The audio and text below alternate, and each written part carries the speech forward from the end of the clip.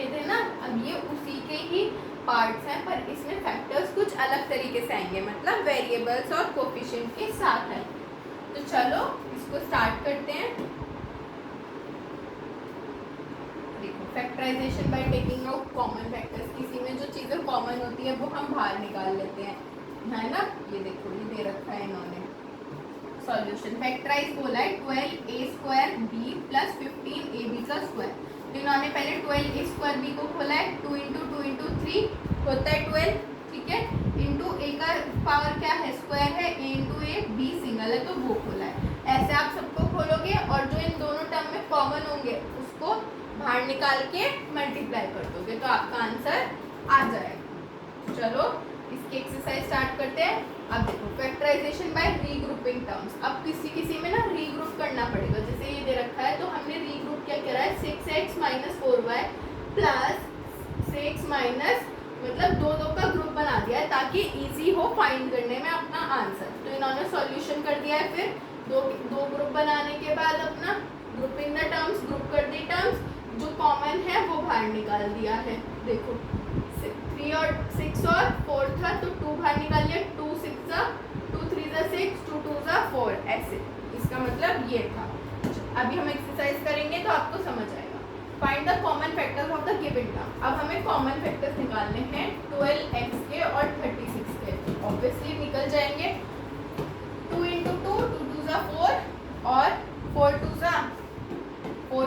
8, 8 2 16 होता है। तो हम क्या करेंगे, 8 1 8, 2 2 4, 4 3 4, 3 12 और इंटू x आ गया हमारे पास, है ना। ऐसे ही 36, तो 2 2 4, 4 2 8, देखो 2 2 तो 4 हो गया, ठीक। और या फिर हम 2 3 ले लेते हैं, 2 3 6 और 6 6 36 होता है।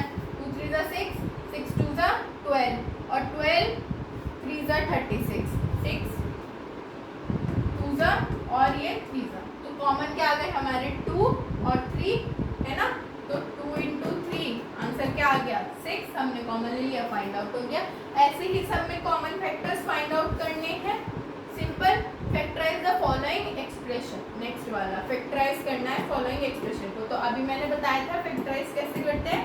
5x - 42 हमारे पास इक्वल्स टू में 0 हो जाता है ना। इसमें तो कॉमन फैक्टर्स निकाले थे, इसमें खाली फैक्टराइज करना है। तो 7 कैसे फैक्टराइज होगा, 7 तो होता नहीं है वैसे फैक्टराइज, तो हम 7 × x लिख देंगे, 42 हो जाएगा पर, तो 42 को भी लिख देंगे फैक्टराइज करके, मतलब खोल। इसमें भी सेम है, फैक्टराइज करना है। इसमें आप रीग्रुपिंग भी कर सकते हो, मतलब कि ग्रुपिंग भी कर सकते हो, और इसमें कॉमन भी बाहर निकाल सकते हो। मतलब जैसे 7x - 42 था तो मैं 7 कॉमन ले लेती और ब्रैकेट में x - 42 कर देती, ठीक। या फिर 6 भी लिख सकती थी, 7 6 42 होता है क्योंकि, और फिर 7x हो जाता माइनस का 42 हो जाता, सेम आया आंसर, और ये भी सेम आ रहा आंसर, तो हमारा करेक्ट होता है। ऐसे ही नेक्स्ट फैक्टराइज दे रखा है हमें, इसमें आप क्या करो, रीग्रुपिंग कर दो, इजी रहेगा हमारा। मतलब कि x² - xy + xy + 8x + 8y, ठीक है।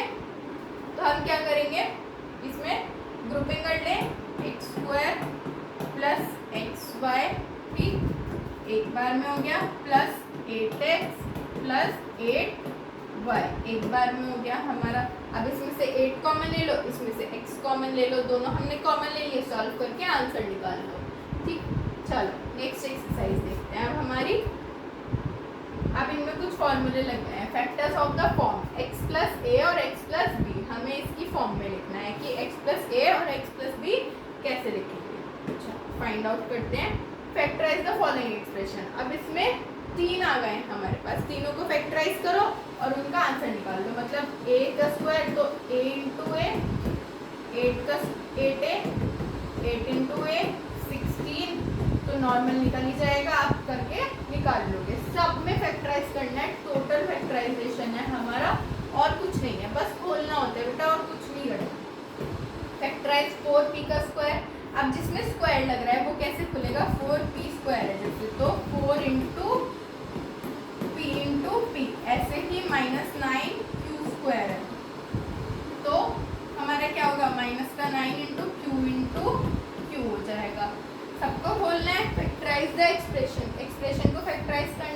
तो हम एक्सप्रेशन को x प्लस ए और x प्लस बी भी ले सकते हैं, मतलब x कॉमन ले लिया हमने। थर्ड क्वेश्चन देखो करके दिखाते हैं। A X square plus B X है हमारे पास, ठीक है। तो मैं क्या करूँगी, x को कॉमन ले लूँगी और अंदर a प्लस एक्स है ना और b प्लस एक्स, हो गया सिंपल।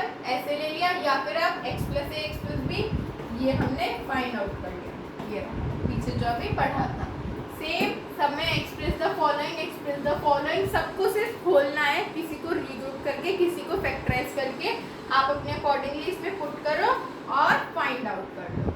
चलो नेक्स्ट देखते हैं हमारी exercise 12.3, carry out the following division. अब देखो डिविजन्स के लिए ना हमें क्या करना होता है, जैसे हमारे पास ये डिवाइड इतने बाय इतने है ना, तो z से 5z दे रखा है, हमने क्या ले लिया, कॉमन ले लिया। इसमें जो चीज़ें हैं वो कॉमन ले लो आप, मतलब कि 28x की पावर 4 डिवाइडेड बाय 56x। तो कोई ऐसा नंबर फाइंड करो जिसे मल्टीप्लाई करने पे ये आए और ये आए, या फिर सिंपल आप 28x into x into x into x हो गया, ठीक है।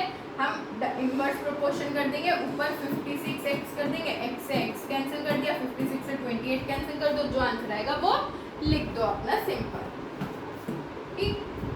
ऐसे ही पोनोमियल गिवन है, डेनोमियल गिवन है, पहले अंदर का ब्रैकेट खोलो अपना, फाइंड करो अंदर का bracket 5x square minus 6x, अंदर का ब्रैकेट खोलो, कॉमन लेने के बाद x कॉमन ले लो, फिर इससे डिवाइड कर दो, डिवाइड नहीं करना तो इनवर्स प्रोपोर्शन करो और मल्टीप्लाई कर दो।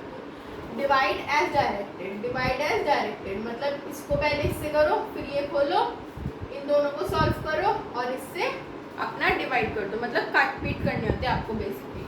सेम है ये भी एज डायरेक्टेड, जैसे हमें ये दे रखा है, पहले इसको सॉल्व करो, इसको सॉल्व करो कॉमन लेने के बाद और दोनों को आपस में डिवाइड कर दो। तो हमारा यहाँ पे ये चैप्टर फिनिश होता है। थैंक